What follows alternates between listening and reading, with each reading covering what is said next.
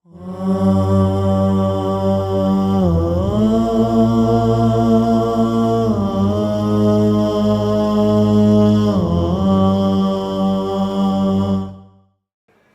اللہ الرحمن الرحیم۔ حضرات، میں ابتدا میں 4 مصرے اپنے ہی آپ حضرات کی خدمت میں پیش کرتا ہوں بارگاہ امام مظلوم کربلا میں۔ کسی زمانے میں لکھا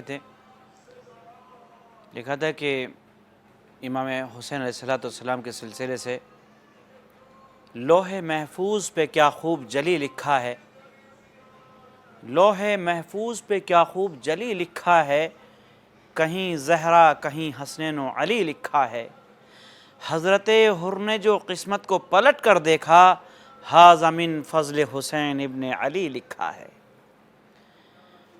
امام مظلوم کربلا کی عظمت، امام مظلوم کربلا کا مقام میرے عزیزو صرف حر کی قسمت ہی نہیں، آج بھی یہاں پر قسمتیں بدلی جاتی ہیں۔ آج بھی اگر کوئی بد نصیب آتا ہے تو خوش نصیب ہو کر جاتا ہے۔ یہ وہ مقام ہے جب حر جیسے کی قسمت پلٹ سکتی ہے، حر جیسے کی قسمت بدل سکتی ہے۔ راہب کا بھی واقعہ ملتا ہے، بہرحال فطرس کا واقعہ ملتا ہے، اور فطرس کا واقعہ تو بڑی بڑی کتابوں میں اہل سنت کے یہاں بھی موجود ہے۔ وہ الگ الگ نام دیے ہیں اس فرشتے کے، کسی نے کوئی نام دیا، کسی نے کچھ، تو کہیں فطرس بھی نام ملتا ہے۔ اور فطرس یہ مشہور واقعہ ہے، بہرحال پورا واقعہ مجھے نہیں سنانا، چونکہ مجھے تھوڑا سا جو زائرین آئے ہوئے ہیں ان پر بھی گفتگو کروں گا، اور زائر مولا کا مقام اور منزلت، زائر امام کے مقام اور منزلت، کیونکہ یہ امام حسین علیہ السلام کی طرف سے زائر کو شرف مل جاتا ہے، اللہ اس کو شرف عطا کرتا ہے صرف امام حسین علیہ السلام کی زیارت کے طفیل میں۔ سب سے پہلا تو یہی ہے کہ جو زائر امام حسین علیہ السلام ہیں، پروردگار اس کی تمام حاجات کو پورا فرماتا ہے، اور اللہ زائر امام حسین علیہ السلام کے گناہوں کو معاف کر دیتا ہے، جو روایت کے جملے۔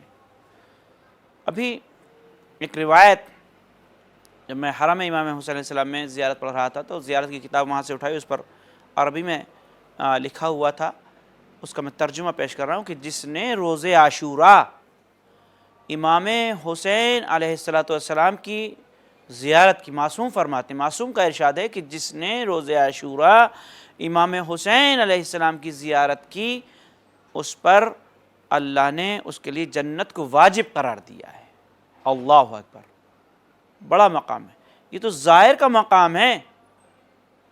امام کے انصار، ان کے ساتھ شہید ہونے والوں کا کیا مقام، اللہ اکبر۔ ایک عجیب و غریب ایک واقعہ پڑھا تھا، اور واقعہ یوں نقل ہوا وہ کہ امام حسین علیہ السلام کے حرم میں ایک خادم نے خواب دیکھا، اور یہ اس وقت کی بات ہے کہ جب صدام کی حکومت تھی، یہاں پر صدام کی حکومت تھی، تو کچھ افراد کو کربلا کے قرب و جوار سے پکڑ کر صدام کے جو آدمی تھے، حکومت کے نمائندے، وہ پکڑ کر لائے، اس کے فوجی، اور لانے کے بعد ایک مقام پر لے گئے، تو اس میں کافی شیعہ تھے، اس میں کچھ بزرگ تھے، تو وہ بزرگ نے اس واقعے کو بیان کیا ہے، تو کافی بزرگ اس میں موجود بھی تھے، تو نوجوان بھی تھے، کچھ خواتین بھی تھیں اس میں، تو اس سب کو پکڑ کر لائے، اور لانے کے بعد رات کا وقت ایک مقام پر لے گئے سناٹے میں، اور اس میں اس نے کہا کہ جو تم میں سے حسین کا نام لینے والا ہے وہ کھڑا ہو جائے، جو صدام کا حامی ہے وہ بیٹھ جائے، جو صدام کا حامی ہے وہ بیٹھ جائے، اور جو حسین کا حامی ہے وہ کھڑا ہو جائے۔ تو اس میں اب ظاہر سی بات ہے، جان تو پیاری، اور بندوقیں وہ ان کے ہاتھ میں تھی، رائفل ہاتھ میں تھی، ہتھیار ان کے ہاتھ میں تھے۔ تو اس میں ایک نوجوان کھڑا ہوا، اور اس نے کہا کہ میں حسین کا حامی ہوں، میں حسین ابن علی کا حامی ہوں۔ اب جتنے سب بیٹھے ہوئے تھے ان پر سناٹا طاری تھا. اس نے کہا میں حسین ابن علی کا حامی ہوں. جیسے اس نے کہا کہ میں حسین ابن علی کا حامی ہوں، وہ فوراً اس کو نکال لیا گیا، اور جو کمانڈر تھا اس نے، جو کیپٹن تھا، اس نے اس کو اپنے جلاد کو، جو بھی تھا وہ سپاہی کو حکم دیا اور اس لڑکے کے لیے اشارہ کیا. اس کو سامنے لے گئے اور لے جانے کے بعد اس کو گولیوں سے بھون دیا گیا. گولیوں سے اس کو سب کے سامنے یہ بیچارہ گر گیا، خون میں لت پت یہ نوجوان شہید ہو گیا. پھر اس نے پکارا کہ جو حسین کا حامی ہے وہ کھڑا ہو جائے اور جو صدام کا حامی ہے وہ بیٹھا رہے. ابھی خاموش. لیکن اسی سناٹے میں دیکھا کہ اس سناٹے کو ایک نوجوان نے پھر توڑا. اس نے کہا لبیک یا حسین، میں حسین کا حامی ہوں. اور یہ اس کی ہمت کو دیکھا، اس کو بھی کہا، اشارہ کیا اور نکالا باہر. اس کو بھی گولیوں سے چھلنی کر دیا گیا، وہ بھی اپنے خون میں لت پت شہید ہو گیا. جب شہید ہوا تو دونوں کی لاشوں کو دفنا دیا گیا، بہرحال ان لوگوں کے حوالے کر دیا گیا. یہ لوگ چلے آئے تو یہ واقعہ بزرگ نے بیان کیا تو یہ بزرگ گریا کیا کرتا تھا، روتا تھا کہ کاش میں بھی اسی طرح شہید ہو جاتا، میں کیوں کھڑا نہیں ہوا. تو اسی بزرگ نے خواب میں دیکھا امام حسین علیہ السلام تشریف فرمائے، اور امام حسین علیہ السلام اپنے کچھ چاہنے والوں سے فرما رہے ہیں کہ جو پہلا شہید ہے، جو پہلا نوجوان ہے جو شہید ہوا ہے، اس کو گنج شہیدہ میں دفن کرو، اس کو گنج شہیدہ میں دفن کر دو. میں بتلا رہا ہوں کہ امام حسین علیہ السلام عشق مولا میں، عشق حسین علیہ السلام میں جب شہادت پاتا ہے انسان. آج جو شہادتیں ہو رہی ہیں وہ کہیں بھی ہو، کسی مقام میں کسی ملک کا نام نہیں لیتا، چاہے وہ امام حسین علیہ السلام کے عشق کی بنیاد پر ہو، ان کے چاہنے، چونکہ رسول اللہ نے فرمایا ہے، یہ تو حدیث ہے رسول اللہ کی، کہ ہر چاہنے والا اس کو شہادت کا درجہ ملنا ہے، وہ شہید مرے گا. جو محبت اہل بیت میں مرے گا وہ شہید مرے گا. من ماتا علی حب آل محمد ماتا شہیدہ. جو آل محمد کی محبت میں مرا، سرکار فرماتے ہیں، حضور فرماتے ہیں، وہ شہید مرا. تو محبت میں مرنا شرط ہے میرے عزیز. تو آج محبت میں، آج ہم پر گولیاں چل رہی ہیں کسی بھی ملک میں ہو، اگر محبت اہل بیت میں کوئی مار رہا ہے تو ہم شہید ہیں بہرحال. تو اب دیکھنا یہ کہ، اور جو مدافعین حرم شہادت پا رہے ہیں، جام شہادت نوش فرما رہے ہیں، ان کو ہمارا سلام، ان پر ہمارا سلام، ہماری جان قربان. میری خواہش دلی کہ میں چاہتا ہوں کہ میرا ایک بچہ، کم سے کم ایک بچہ میرا، زیادہ نہیں ہو، ایک بچہ مدافعین حرم قرار پائے اور حزب اللہ میں اس کی قبولیت ہو جائے تو یہ میرے لیے شرف ہوگا اور میری سعادت کے لیے. بہرحال مولا قبول کریں گے انشاءاللہ میری دعا کو. تو میرے عزیزو، آج ہم دیکھ رہے ہیں کہ شہادت مل رہی ہیں، ان کی محبت میں آج دشمن لگے ہوئے ہیں مقامات مقدسہ کو منہدم کرنے کے سلسلے سے، لیکن ان کو بچانے کے لیے مدافعین حرم آگے بڑھتے ہیں، جانیں قربان دے رہے ہیں، دیوانہ وار چلے جا رہے ہیں، شہادت، جام شہادت نوش فرما رہے ہیں. ہم دیکھ رہے ہیں ان کے جنازے آتے ہیں، ان کی مائیں جنازے پر گریہ نہیں کرتی بلکہ ان کو مبارکباد پیش کی جاتی. وہ اپنے بچے کی لاش کو دیکھ کر خوش ہوتی ہے کہ میرا بچہ شہادت پا گیا، جناب زینب پر قربان ہو گیا، مولا حسین پر قربان ہو گیا.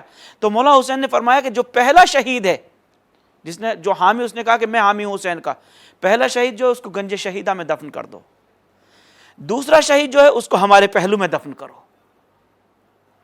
تو یہ بزرگ فرماتے ہیں جو چشم دید تھے کہ میں نے بولے کہ یہ خواب بھی تھا میرا اور میں جاگسا بھی رہا تھا، عجیب کیفیت تھی اس میں یہ دیکھ رہا تھا سب.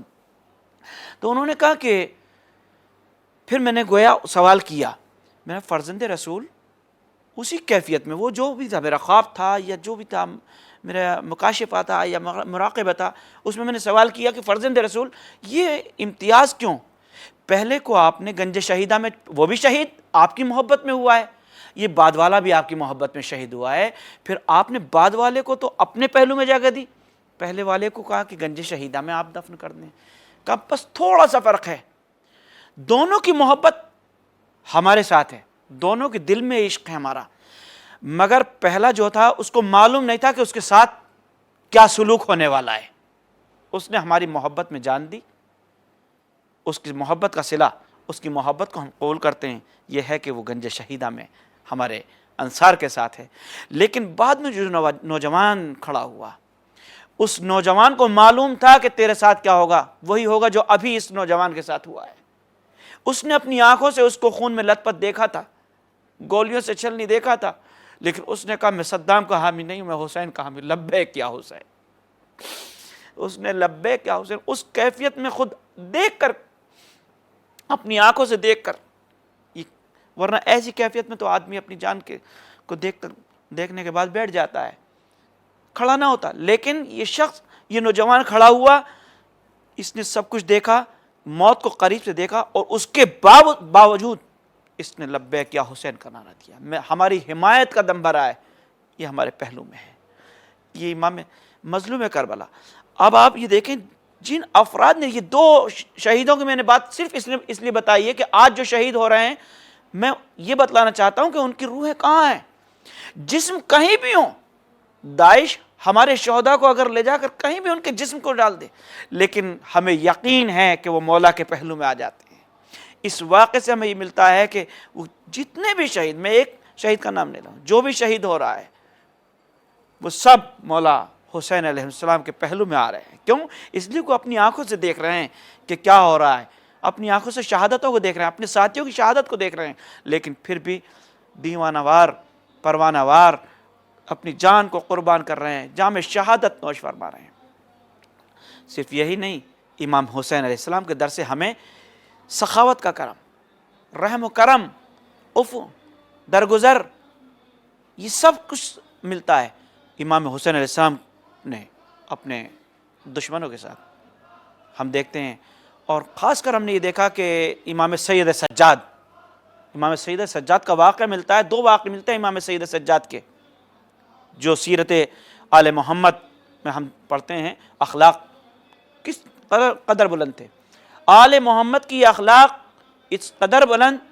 اب آج ہمارا نوجوان کہہ دیتا ہے کہ وہ آل محمد وہ معصوم تھے، ان کے اخلاقیات اتنے بلند تھے۔ نہیں، ہمیں بھی اخلاق بلند کرنے ہوں گے۔ میں یہ میسیج دینا چاہتا ہوں یہاں پر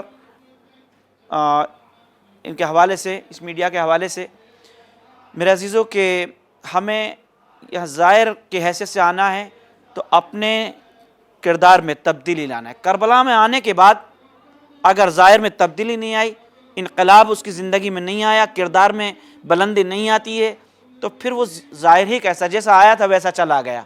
ظاہر مولا بننے کے لیے کم سے کم اتنا ضروری ہے کہ جب آپ امام کے جوار میں آ گئے، امام کے پہلو میں آئے ہیں، امام کے ظاہر بن کر آئے ہیں، تو کم سے کم کچھ اخلاق آل محمد اپنے اندر آنے چاہیے، سیرت آل محمد کو اپنا لینا چاہیے، انقلاب پیدا ہونا چاہیے زندگی کے اندر، اور وہ انقلاب اس انداز سے۔ تو اب یہاں پر جب نوجوان سے انقلاب کی بات کرتے ہیں، اخلاقیات آل محمد کی بات کرتے ہیں، وہ کہتے ہیں کہ وہ تو معصوم تھے۔ امام سید سجاد کی زندگی کے دو واقعے، ایک حسین بن نمیر کا واقعہ اور دوسرا مروان کا واقعہ ملتا ہے۔ یہ دونوں واقعے ملتے ہیں، یہ دونوں دشمن ایسے حالات میں آئے کہ دشمن ان کے پیچھے پڑے ہوئے تھے، اور جب امام کے ہاں آئے تو امام نے ان کو بھوکے تھے، یہ لوگ، امام نے کھانا کھلایا، پانی پلایا، اور یہاں تک ملتا ہے کہ امام نے فرمایا اس سے کہ شاید تیرے پاس سواری نہیں ہے، میں تجھے سواری بھی دے رہا ہوں، میری سواری لے جا۔ جب یہ مہر و محبت کو دیکھا، اس الطاف و عنایات کو امام کے دیکھا، تو رہا نہ گیا دشمن سے۔ یہ حسین بن نمیر کہتا ہے کہ فرزند رسول، آپ نے شاید مجھے پہچانا نہیں۔ امام نے فرمایا کہ جب تو نے قدم رکھا تھا میں نے تجھے جب ہی پہچان لیا تھا۔ وہ امام ہی کیا جو پہچان نہ سکے؟ کہ میں نے تجھے پہچان لیا تھا، تو میرے بھائی علی اکبر کا قاتل ہے۔ تو کہتا ہے، قاتل کہتا ہے کہ پھر آپ نے میرے ساتھ اتنا یہ مہر و محبت سے پیش آئے، اخلاق سے پیش آئے، کہ بس فرق ہے تم میں اور ہم میں، یہی فرق ہے۔ کربلا میں ہم تمہارے مہمان تھے، تم نے جو تمہارے اندر تمہارے ظرف تھا وہ تم نے کام کیا، آج تو ہمارا مہمان بن کر آیا ہے، تو جو ہمارا ظرف ہے ہم اس سے کام لیں گے۔ اخلاق آل محمد پیش کیا یہ ظالمین دشمنوں کے ساتھ۔ تو اگر کوئی یہ سوچے کہ یہ تو صرف آل محمد معصوم تھے، ان کا کام تھا، نہیں، ایسا نہیں ہے۔ میں ایک آپ کو واقعہ سناتا ہوں۔ واقعہ ہے مولانا سید مرتضیٰ، سید مرتضیٰ وہ نہیں علم الہدیٰ نہیں، سید عزیز کے بھائی نہیں، سید مرتضیٰ ہندی لکھنوی، سید مرتضیٰ ایک عالم گزرے اور ادیب بھی تھے، ادیب بہت بڑے ادیب ہندوستان، بعد میں پاکستان چلے گئے تھے، لاہور میں آباد ہو گئے تھے، پہلے لکھنؤ تھے۔ انہوں نے تقریباً 300 کتابوں کے رائٹر بھی ہیں، کتابیں لکھی ہیں، غالبیات پر عبور حاصل تھا، اس کا مطلب غالب کے بعد کے ہیں یہ، اتنی کتابیں لکھنے کے بعد انہوں نے کم سے کم 300 سے زیادہ جو ہے کانفرنس، علماء کی کانفرنس میں حصہ لیا۔ ایک بار بیروت گئے ہوئے تھے، وہاں بس مختصر کر رہا ہوں، وقت میرا تمام ہوا میرے عزیزو، بیروت گئے ہوئے تھے، وہاں پر کانفرنس ہوئی، میں قصے کو کوتا کر رہا ہوں۔ کانفرنس کے بعد ایک عالم دین نے، اہل سنت عالم دین نے آپ کی دعوت کی، وہاں جتنے بھی علماء آئے ہوئے تھے، ہر مذہب کے عالم تھے، اس میں عیسائی بھی تھے، مسلمان بھی تھے، سنی شیعہ سبھی مسلک کے افراد آئے ہوئے تھے۔ تو اس نے کھانا کیا، ایک اہل سنت کے عالم نے کھانا کیا، ان کا کھانے پر مدعو کیا تمام علماء کو۔ جب سید مرتضیٰ وہاں پہنچے تو تھوڑا تاخیر ہو گئی تھی، تو جس ٹیبل پر آپ بیٹھنا چاہتے تھے انہی کے سامنے ایک اور عالم بیٹھے ہوئے تھے، وہ اہل سنت سے، تو انہوں نے برجستہ، اب اس کی برجستگی دیکھیں کہ کتنا بے باک، کتنا نڈر اور کتنا برجستگی سے کہہ رہا ہے کہ آپ مجھے پہچانتے ہیں؟ کہ نہیں، آپ اپنا تعارف کرائیں۔ تو کہتا ہے کہ میں قاتلین امام حسین علیہ السلام کی اولاد میں سے ہوں۔ اللہ، کیا کہہ رہا ہے کہ میں امام حسین کے قاتلوں کی اولاد میں سے ہوں؟ تو سید مرتضیٰ نے فوراً یہ سننے کے بعد آپ بیٹھ گئے اور اپنے ہاتھ سے کھانا نکالا، کھانا کھلایا، ان کو کھانا پیش کیا اور پانی پیش کیا۔ جب کھانے سے فارغ ہو گئے تو آپ نے فرمایا کہ آپ کیا فرما رہے تھے؟ کھڑے ہو گئے آپ، وہ بھی کھڑے ہو گئے۔ کہ آپ نے کیا کہا تھا آنے کے بعد؟ کہا کہ میں نے یہ کہا تھا کہ میں امام حسین کے قاتلین کے اولاد میں سے ہوں۔ بس سید مرتضیٰ نے کہا کہ میں نے اسی لیے کھانا کھلایا چونکہ اگر تم امام حسین کے قاتلوں کی اولاد میں سے ہو تو میں امام سید سجاد کی اولاد میں سے ہوں۔ ہمارا ظرف یہ ہے کہ ہم قاتلین کے ساتھ بھی جو ہے تو اخلاقیات سے پیش آتے ہیں۔ اس واقعے کو دیکھنے کے بعد، اس اخلاق کو دیکھنے کے بعد جب سید مرتضیٰ نے ان کو گلے لگایا تو ایک عیسائی عالم دیکھ رہا تھا، بس اس نے بے ساختہ یہ کلمہ پڑھا، اس نے کہا کہ کتنے با اخلاق، کتنے بزرگ، کتنے عظیم ہستیاں ہوں گی وہ کہ جن کی اولاد میں سے یہ ہیں، یعنی 1400 برس گزر جانے کے باوجود بھی آج بھی اتنا بڑا اخلاق ان کی اولاد میں ملتا ہے۔ یعنی ایک اخلاق، صرف یہ میں نے واقعہ اس لیے پیش کیا ہے کہ اس اخلاق سے دوسرے افراد پر کتنا تاثر پہنچتا ہے، ایک فرد پر کتنا تاثر پہنچا۔ یعنی ہمارا تاثر پہنچنا چاہیے، ہمارا اخلاقیات دوسروں تک منتقل ہونے چاہیے کہ اہل بیت علیہ السلام کے اخلاقیات کیا تھے، وہ ہمارے عادت و اطوار سے پہنچنے چاہیے۔ بس فقط والسلام، مولا آپ لوگوں کو سلامت رکھیں، اور میرے حق میں بھی آپ دعا کرتے رہیے گا، اس چینل کے حق میں دعا کرتے رہیے گا۔ پروردگار اس چینل کو استقامت بخشے۔ معبود تجھے واسطہ محمد وال محمد کا یہ چینل بہت کام کر رہا ہے، عظیم کام کر رہا ہے، یہ عربی میں، فارسی میں، ترکی اور اب اردو میں بھی کام شروع کر دیا ہے۔ معبود اس چینل کو دن دوگنا رات چوگنی ترقیت عنایت فرما، بطوفیل ائمہ معصومین، بطوفیل مولا عباس، بطوفیل امام حسین علیہ السلام، اس چینل کو دن دوگنا رات چوگنی ترقی نصیب فرما پروردگار، اور جتنے بھی اس میں کارکن ہیں جو اس سے منسلک ہیں معبود، ان سب کی جائز تمناؤں کو، ان سب کی شرعی حاجات کو پورا فرما پروردگار عالم، تجھے واسطہ محمد والے